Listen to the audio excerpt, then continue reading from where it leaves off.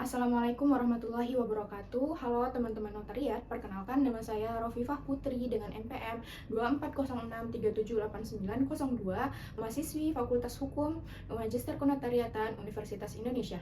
Oke, dalam video ini saya akan menjelaskan sedikit tentang tugas akhir saya yang berbentuk tesis dengan judul Penjatuhan Sanksi Pidana dalam Tindak Pidana Pemalsuan Akta Pelepasan Hak sebagai Akta Otentik dengan Studi Putusan Pengadilan Negeri Banjarmasin nomor 454/PIDB/2024/PN Banjarmasin.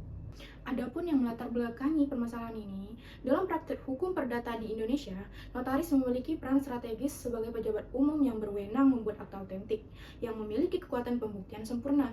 Namun, dalam praktiknya, muncul permasalahan ketika suatu akta notaris diduga mengandung unsur pemalsuan.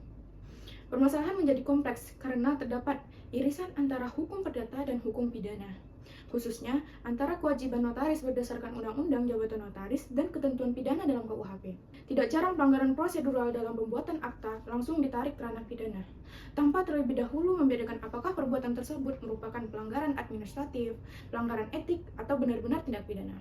Dalam putusan Pengadilan Negeri Banjarmasin tersebut, notaris diduga melakukan pemalsuan akta pelepasan hak. Hal ini menimbulkan pertanyaan penting, apakah pelanggaran dalam perbuatan akta tersebut telah memenuhi unsur kesengajaan, dolus, atau hanya merupakan kelalaian prosedural, culpa. Saya rumuskan adanya masalah ini. Yang pertama adalah bagaimana kedudukan akta pelepasan hak sebagai akta otentik dalam menilai unsur pemalsuan menurut Undang-Undang Jabatan dan Notaris dan penerapannya dalam putusan tersebut. Yang kedua adalah bagaimana pembuktian unsur kesalahan dan pertanggungjawaban pidana notaris dalam tindak pidana pemalsuan akta pelepasan hak berdasarkan putusan tersebut. Pelepasan hak dan jual beli tanah. Pelepasan hak itu bukan peralihan hak seperti jual beli.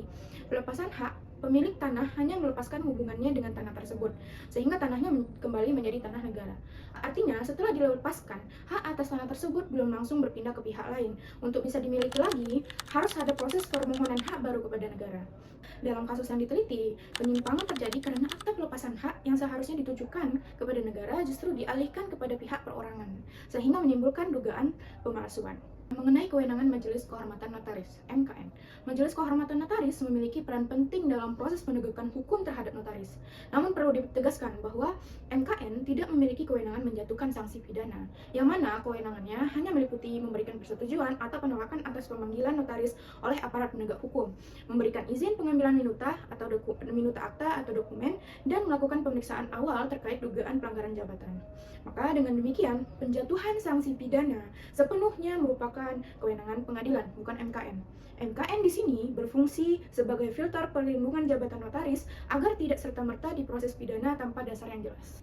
Berdasarkan hasil penelitian tersebut, dalam putusan Pengadilan Banjarmasin nomor 454/PIDB/2024/PN Banjarmasin, dapat disimpulkan bahwa pertama, akta pelepasan hak sebagai akta otentik pada prinsipnya memiliki kekuatan pembuktian yang sempurna.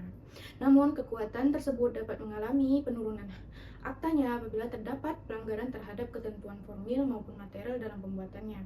Dalam konteks perkara yang diteliti, penilaian terhadap unsur pemalsuan tidak dapat dilepaskan dari kedudukan akta sebagai produk pejabat umum, yang pada dasarnya hanya menjamin kebenaran formil, sedangkan kebenaran material merupakan tanggung jawab para pihak. Dan yang kedua, penjatuhan sanksi pidana terhadap notaris dalam tindak pidana pemalsuan akta otentik tidak dapat didasarkan semata-mata pada adanya pelanggaran prosedural dalam pembuatan akta. Untuk dapat menjerat notaris dalam pertanggungjawaban pidana, harus dibuktikan adanya yang jelas unsur kesalahan dalam bentuk kesengajaan atau dolus, sebagaimana disyaratkan dalam KUHP.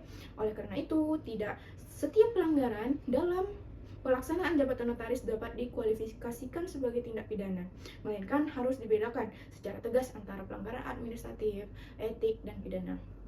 Dan sebagai penutup, adapun saran saya di sini adalah kepada notaris agar selalu menerapkan prinsip kehati-hatian dalam setiap pembuatan akta. Untuk para aparat penegak hukum agar lebih cermat dalam menilai unsur kesalahan pidana notaris.